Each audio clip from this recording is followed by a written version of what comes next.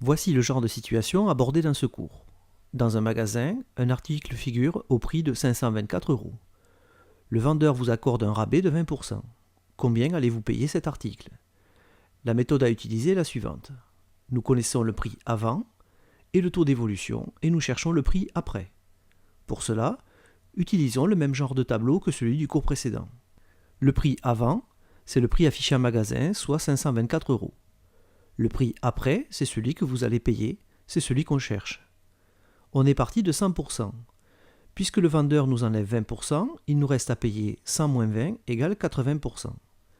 Le prix cherché est obtenu à l'aide d'un produit en croix. Il est égal à 524 fois 80 divisé par 100, soit 419,2.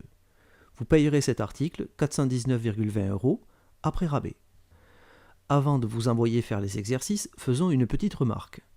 On aurait pu répondre à la question de la manière suivante. On calcule 20% de 524 € comme on l'a fait au chapitre précédent. On obtient 104,8 €. On paye l'article 524 moins 104,8 égale 419,20 €. Évidemment, cette méthode semble plus simple que celle que j'ai utilisée dans le cours.